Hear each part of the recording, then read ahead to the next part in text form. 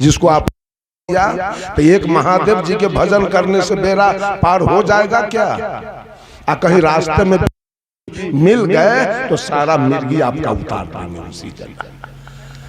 तब आपका भजन हो गया, आप सतलोक चले जाएंगे, बैकुंठ चले जाएंगे। आप राम के भजन करते हैं, भगवान राम 2-4 नदी पार करेंगे, अब 5वां नदी पर रावण मिल जाए तो सारा मिर्गी उतार देगा आपका। तब आप चले गए बैकुंठ, कल्याण आपका हो गया। किसका भजन किया जाए? साहब कबीर कहते हैं भजू तो को है भजन को, कौन तुम्हारा हित है, कौन तुम्हारा दोस्त है जिसका भजन किया जाए, अब तुम्हारा दुश्मन कौन है जिसको तज दिया जाए। ये भजने तजने के बीच में सब पड़े हैं, सब राग देश में पड़े हैं। एक को भजते हैं, दूसरे को गाली पड़ते हैं। यही राग और देश, राग और देश में फंसे। भजन कहाँ होगा? अगर हिंदू धर्म सही है हमारा तो हम लोग पूरब घूमते हैं। अब मुसलमान को जाके आप गांव में रात्रि में चेकिंग कीजिए, एक भी मुसलमान की महिला और पुरुष एक भी पश्चिम पैर करके नहीं सोएगा, सबका पैर है पूरब की ओर। वो साफ करेगा पूरब की ओर घूम के, थूक पूरब की ओर घूम के। अगर हमारे हिंदू देवता हैं, उनके कृपा से अगर सब कुछ होता है तो मुसलमान को तो नाश कर देना चाहिए, क्योंकि इनके विरोध में वो सब काम करता है। हम लोग मोच रखते हैं तो दाढ़ी रखता है। एक हमारे शिष्य हैं मोहम्मद शमसुद्दीन साहब, देवरिया जिला के रहने वाले, कल मेरे साथ थे। उन्होंने कहा कि लोगों ने मेरे विरोध में एक मौलवी को बुला के लाया कि देखो ये कबीर धर्म स्वीकार कर रहा है। मौलवी आए, अपना कथा प्रवचन शुरू किए। उन्होंने कहा कि मोच नहीं रखना चाहिए। कहा क्यों? तो मोच से जो पानी गिरता है और मुंह में जाता है तो नापाक हो गया। शमसुद्दीन साहब ने मौलवी से पूछा कि मौलवी साहब ये पूरे दुनिया को किसने बनाया? तो उसने कहा अल्लाह ने बनाया। तो अल्लाह कैसा बदमाश था कि मुंह के ऊपर मोच क्यों बनाया कि मुंह में जाने से नापाक हो जाए? आज जो कहते हो मोच कटाने के लिए, अल्लाह को तो उसी दिन आंख होना चाहिए कि मुंह के ऊपर हम मोच नहीं दे। मौलवी चुपचाप उठ के भाग गया, कहा कि इससे हम नहीं जीतने वाले। हम मोच रखते हैं तो दाढ़ी रखता है, हम टीकी रखते हैं तो सुन्नत कराता है, हम गाय के पूजा करते हैं तो गाय काट के खाता है, हम पहनते हैं तो पश्चिम घूमता है, हम धोती पहनते हैं तो लुंगी पहनता है, हम लोटा रखते हैं तो बदना रखता है, हम इधर से उलट के पढ़ते हैं तो वो इधर से उलट के पढ़ता है। कहीं मेल नहीं, केवल जन्म लेने के समय मेल है। प्रकृति ने कोई बेईमानी नहीं किया, प्रकृति ने अपने नियम में कोई बेईमानी नहीं किया। अगर प्रकृति पर पुरवैया हवा चल रही है तो सबके लिए, हिंदू मुसलमान सिख ईसाई पारसी यहूदी औरत मर्द सबके लिए। अगर पछिया हवा चल रही है तो सबके लिए, अगर बारिश हो रही है तो सबके लिए, अब तूफान आया है तो सबके लिए। अभी आम का वृक्ष मज रहा है तो ऐसा नहीं है कि मुसलमान के दरवाजे पर का नहीं मज रहा है, वहां भी मज रहा है। हिंदू के दरवाजे पर के गाय भैंस बच्चा दी है, ऐसा नहीं है कि मुसलमान के दरवाजे का नहीं दिया। प्रकृति ने अपने नियम में कोई बेईमानी किया ही नहीं। यहाँ के बेईमान लोग अपना अपना नियम अलग बना के और इतना छेड़खानी पैदा किया। आए तो हम इंसान बन के माँ के गर्भ से। साहब कबीर कहते हैं, हंसा तू तो सबल था, हल्की अपनी चाल, रंग कुरंगे रंगिया त्यो लगवा। ए हंस, जिस दिन तू मां के गर्भ से बाहर आया था, तेरी चाल बिल्कुल निराली थी। उस दिन तुम्हारे अंदर कोई जातीयता की भावना नहीं थी, कोई सांप्रदायिकता की भावना नहीं थी, कोई छुआछूत की भावना नहीं थी, कोई अवर्ण सवर्ण की भावना नहीं थी, कोई नीच ऊंच की भावना नहीं थी। उस दिन तू मांस, मछली, तारी, दारू, गांजा, भांग, बीड़ी, सिगरेट, पान, सुपारी, शिखर, पराग, जर्दा, किमाम, चाय नहीं पी रहे थे। उस दिन तू चोर, लबरा, लंपट, बेईमान, दलाल, घूसखोर नहीं थे। उस दिन तुमको भगवान की आवश्यकता नहीं थी। जो बच्चा जन्म लिया है उसको भगवान नहीं चाहिए, उसको मंदिर मस्जिद नहीं चाहिए। उस दिन तेरी चाल निराली थी। उस बच्चे को सदगुरु कबीर ने हंस का उपाधि दिया, हंसा तू तो सबल। लेकिन आज क्या हुआ, जब जवानी आई है, जवानी आई तो गलत रंग चढ़ा आपके ऊपर। रंग कुरंगे रंगिया, रंग एक सीधा साधा शब्द है, उसमें उपसर्ग लग गया। कु लग जाने से रंग बिगड़ गया। जब मनुष्य की जवानी आती है तो गलत रंग में अपने को रंगता है। गलत रंग क्या है? काम, क्रोध, लोभ, मोह, तृष्णा, अहंकार। यह रंग मानव के ऊपर जवानी में चढ़ती है। कोई लड़का लड़की भाग जाते हैं जवानी में, जब काम का रंग चढ़ा निकल गए। जवानी में आप मर्डर करेंगे किसी का क्रोध में आके, जवानी में किसी से दलाली खाएंगे, घूस खाएंगे, बेईमानी करेंगे, चोरी करेंगे, दूध में पानी मिलाएंगे, आटा में चोकर मिलाएंगे, घी में डलडा मिलाएंगे, चावल में कंकर मिलाएंगे। ये सारी घटना जवानी की। आज भी गाय को भगवान नहीं चाहिए, भैंस को भगवान नहीं चाहिए, कुत्ता गीदड़ को भगवान नहीं चाहिए, हाथी घोड़ा को भाई भगवान नहीं चाहिए। भगवान चाहिए बेईमानों को, भगवान चाहिए घूसखोर को, भगवान चाहिए दलाल को कि पाप कट जाए, मंदिर में जाके पाप हमारा कट जाए। जो ईमानदारी पर चलने वाला है और जो अपने आप को जान रहा है, सारे दुनिया के लोगों को जान रहा है, वो मंदिर में जाके क्या करेगा? वो मस्जिद में जाके क्या करेगा? उसका काया बडीज टेम्पल, ये काया उसका मंदिर है जो प्रकृति ने बनाया है। ये प्रकृति का बनाया हुआ मंदिर है। अब कौन मंदिर चाहिए? ईटा बालू सीमेंट वाला? ओरिजिनल मंदिर नहीं चाहिए, डुप्लीकेट चाहिए। 65 वर्ष का उम्र है मेरा, आज तक मैं एक चींटी को नहीं मारा। आज तक एक चींटी को नहीं मारा हूं। कोई बीड़ी, खैनी, तमाकुल, चाय, पान, जर्दा, किमाम नहीं खाया हूं। आज तक किसी का 5 नया पैसा मेरे जिम्मे बकाया नहीं है। आज तक किसी के बेटी बहू को हम कुछ कहे नहीं है। हम क्यों जाएं मंदिर? जिस साल परम पूज्य अभिलाष साहब जी का अंत हो गया, उस साल मैं गया। उस बार मैं जाता रहा इलाहाबाद। इलाहाबाद तो ऐसा जगह है कि मुझे परिवर्तन कर दिया। मैं बचन वंश में था। एक आदमी जिद किया, नेपाल का आदमी, हमसे लड़ाई कर दिया। जो बात हम बोलते थे वो काट देता था। हमको बहुत गुस्सा आता था उस पर। कहा गुस्साइए नहीं, एक बार इलाहाबाद तो चल के देखिए। उसी साल में टिकट कटाया, इलाहाबाद गया। और वहां का व्यवस्था, और वहां का रहन सहन, और वहां का ज्ञान देख के हमें परिवर्तन हुआ और मैं बालक सिद्धांत में चला गया। उसी दिन छोड़ दिया बचन वंश। तो गया तो समस्तीपुर में 2-4 महिलाएं हमारे पीछे पड़ गई। बाबा हमको भी ले चलिए। हम कहा चलिए। गई। और जब इलाहाबाद स्टेशन पर उतरे प्रयागराज, तो महिला हमें क्या कहती है? बाबा जरा त्रिवेणी संगम, उसको तो स्नान करना था, उसको इलाहाबाद नहीं जाना था, सत्संग में नहीं जाना था, उसको त्रिवेणी संगम जाना था।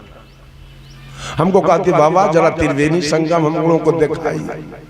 हम देखे नहीं ले जाएंगे तो कहेगी बाबा जी कैसा रार है, वहां से लाया यहाँ के छोड़ दिया। ये चली गए। अब तो केवट सब नौका वाला से चाह रहा था कि हमारा बाहु उखाड़ देगा। हम ये एक नौका वाला इधर घिसता था, एक इधर, हमारा नौका पर चढ़िए था, हमारा नौका पर चढ़िए। वहां गए तो नहाने के लिए धार में बंडाल बना के रखा था, बांस को पकड़िए डुब्बी मारिए अन्य तो बह जाइएगा वहां। तीनों चारों महिला गई स्नान करने, हम नौका पर बैठे रहे। नौका वाला 80 बरस की उम्र का था। कहा बाबा आप नहीं स्नान करेंगे? हम कहे हम कोई पापी न करते हैं तो धो दे क्या, यहाँ के धोए क्या? पापी ना आकर के यहाँ धोएगा, हम पापी न करते। वो कहा कि मेरा 80 बरस का उम्र हो गया, मैं नहाऊंगा इलाहाबाद तो कबीर आश्रम है, वहां नलका के स्वच्छ जल से मैं नहाऊंगा, इस सेमार वाला पानी हरियर के पानी से मैं स्नान नहीं करूंगा। वो कहा कि आज 80 बरस के उम्र में आप एक मिले जो आज त्रिवेणी संगम से आप वापस जा रहे हैं, स्नान नहीं की। हम नहीं स्नान किए। 4 बार सोनपुर मेला आए हम देखने, एक बार भी गंगा में हम पैर नहीं लगा सके। कहा कि ना ये गंदा पानी में हम नहीं स्नान करेंगे, हम नलका पर जाके स्नान करते थे। कौन पाप किए कि हम धोने के लिए जाएं? बोलिए। एक पादरी जी थे, पादरी जी नित्य दिन मंच पर प्रवचन देते थे कि ये दुनिया के लोग भगवान पर विश्वास करो और पुण्य कर्म करो, तुम्हारी मुक्ति हो जाएगी, तुम्हारे जीवन में सुख शांति आ जाएगी, तुम्हारा कल्याण हो जाएगा, तुम्हारा मोक्ष हो जाएगा। चलता रहा प्रवचन अनवरत गति से। 2-4-6 महीना के बाद एक पारखी संत गए और पादरी से कहते हैं पादरी जी 6 महीना से आपका प्रवचन में सुन रहा हूं, 2 बात पर आप अधिक बल देते हो, भगवान पर विश्वास करो और पुण्य कर्म करो, तुम्हारी मुक्ति हो जाएगी, तुम्हारे जीवन में सुख शांति आ जाएगी। आज मैं वही दोनों बात समझने आया हूं आपके यहाँ। पादरी कहा बोलिए। कहा जो भगवान पर विश्वास करे, रात दिन भगवान की पूजा करे, अब वो कर्म बढ़िया न करे, उसकी क्या गति होगी? और जो भगवान पर विश्वास न करे, अपने कर्म पर विश्वास करे, कर्म बढ़िया करे और मंदिर न जाए, उसकी क्या गति होगी? पादरी चुप हो गया। कहा इसका अर्थ मैं नहीं जानता। कहा तू ही प्रवचन करते हो, आपने बोले हुए बात का जवाब नहीं जानते हो, तो अब तुम्हारा प्रवचन क्यों होगा? खबरदार, कल से तुम्हारा प्रवचन बंद है। पादरी जी को बड़ा कष्ट हुआ। कहा एक काम करो, 2 दिन का छुट्टी हमको दे दो, बूझ विचार के मैं जवाब दे दूंगा। कबीरपंथी साधु कहे ठीक है, मैं आपको 2 दिन क्या 5 दिन का छुट्टी दे रहा हूं, जाइए। पादरी जी अपने घर गए और नित्य प्रतिदिन शाम में भोजन करके और विश्राम के लिए बिछावन पर जाते थे और जवाब के लिए चिंतन करते थे। चिंतन करते करते 11-12 बज गया रात, जवाब कुछ आया नहीं, निद्रा आई और पादरी जी सो गए। 4 रात का समय बीत गया, कोई जवाब नहीं मिला। आज अंतिम पादरी जी बहुत दुखी हैं, बहुत चिंतन में। कल वो साधु पूछेगा जवाब, और जवाब अभी तक कुछ आया नहीं, मैं क्या जवाब दूंगा? आज चिंतन करते करते 2-2:30-3 बज गया भोर, लेकिन कोई जवाब आया नहीं। निद्रा आई, पादरी जी सोए और सपना देखने लगे। सपना में पादरी जी की मृत्यु हो गई। ये दृष्टांत है, इसको सिद्धांत आप लोग मत समझिएगा। पादरी जी की मृत्यु हो गई और मृत्यु हुई तो जमराज महोदय आ गए और पादरी जी को कहा, पादरी जी अब आपका समय पूरा हुआ, अब आप तैयार हो जाइए चलने के लिए। तो पादरी जमराज से पूछा, हमको कहां ले चलिएगा? तो जमराज कहा, आपको मैं स्वर्ग ले चलूंगा। बड़ा खुश हो गए पादरी जी, वाह तब तो ठीक है, एक काम कीजिए 10 मिनट में आप आ जाइए और तब तक मैं तैयार हो जाता हूं चलने के लिए। कहा ठीक है। 10 मिनट के बाद आ गए जमराज। पादरी जी तैयार है? कहा तैयार तो है, लेकिन एक बात आपसे और पूछना है। कहा जल्दी पूछिए। कहा स्वर्ग की विशेषता हमको कुछ बताइए आप। जमराज ने कहा स्वर्ग की विशेषता है, स्वर्ग में कभी सूर्यास्त नहीं होता है, रात्रि होती नहीं है, 24 घंटा दिन रहता है स्वर्ग में। स्वर्ग के लोग झोपड़ी, मरैया, खपरा, फूस, एस्बेस्टस, टीन के चदरा के घर में नहीं रहते, वो 10-20 महल के एयर कंडीशन मकान में रहते। स्वर्ग के लोग भात, रोटी, जनेरा, मरुआ के रोटी, अलुआ, सुतनी ये सब नहीं खाते हैं, वो पेड़ा, रसगुल्ला, काजू, किशमिश, बादाम खाते हैं। स्वर्ग में कहीं सेवरी, मीरा, अनुसुईया का भजन होता है, तो स्वर्ग में कहीं बुद्ध, महावीर, कबीर का प्रवचन होता है। स्वर्ग में कहीं सुंदर सुंदर बगीचे मिलेंगे तो कहीं सुंदर सुंदर बगीचे मिलेंगे। ये स्वर्ग की विशेषता है। पादरी जी तो गदगद हो गए। कहा आप चलिए। दोनों जा रहे हैं स्वर्ग, और स्वर्ग के निकट पहुंचते हैं तो रात अंधेरी है। चारों तरफ झोपड़ी, मरैया, टीन के चदरा का घर है। सब लोग अलुआ, सुथनी, जनेरा, मरुआ के रोटी, नमक, मिर्चाई लेके झक मार रहे हैं। कहीं सेवरी, मीरा, अनुसुईया का भजन नहीं है, कहीं बुद्ध, महावीर, सदगुरु, कबीर का प्रवचन नहीं है, न कहीं सुंदर फूल के बगीचे हैं, न कहीं सुंदर फल के बगीचे हैं। पादरी कहा जमराज से, कितना आप झूठ बोलते हो। कहा स्वर्ग ले चलेंगे, स्वर्ग की ये विशेषता है, ये तो नरक से भी बदतर है आपका स्वर्ग। कहा पादरी जमराज से, ठीक है आपका स्वर्ग मैं देख लिया, अब मुझको नरक दिखा दीजिए। जमराज कहा नरक देखोगे क्या? कहा जी चलो। जब नरक की ओर गए, चारों तरफ प्रकाश है, दीन है, और चारों तरफ सेवरी, मीरा, अनुसुईया का भजन चल रहा है। चारों तरफ बुद्ध, महावीर, सदगुरु, कबीर का प्रवचन चल रहा है। चारों तरफ एयर कंडीशन मकान झलक रहे हैं। सब लोग पेड़ा, रसगुल्ला, काजू, किशमिश खा रहे हैं। सुंदर सुंदर फल के बगीचे, सुंदर सुंदर फूल के बगीचे चारों तरफ लगे हैं। पादरी ने जमराज से पूछा, कितना झूठ बोलते हो आप? जिसको आपने स्वर्ग कहा था वो स्वर्ग नरक से बदतर है, और जिसको आपने नरक कहा वो स्वर्ग से बढ़कर है, ऐसा क्यों? अब जमराज जवाब दे रहा है पादरी को, ए पादरी, तुम्हारे जैसे लोग जो केवल भगवान पर विश्वास किया है, रात दिन भगवान का पूजा किया है, लेकिन वो व्यक्ति कर्म बढ़िया नहीं किया, ऐसे भगवानवादी लोग आकर के इस स्वर्ग को नरक बना के छोड़ दिया।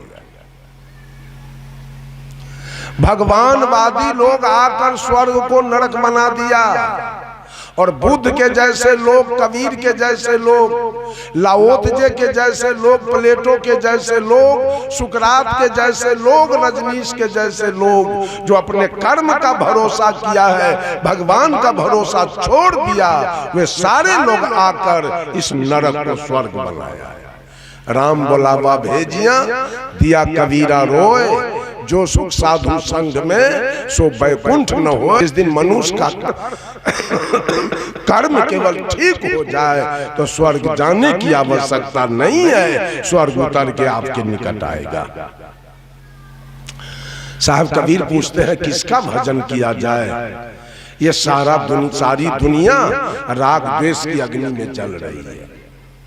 आपने सुना था ना संत जरनैल सिंह भिंडरवाला की कहानी, अमृतसर स्वर्ण मंदिर में क्या रखा था? वो बम पिस्तौल का जकीरा रखा था। आज धर्म के नाम पर खून हो रहा है, कत्लेआम हो रहा है, कहां कहां पड़ रहा है, किसकी पूजा किया जाए और किसको गाली दिया जाए?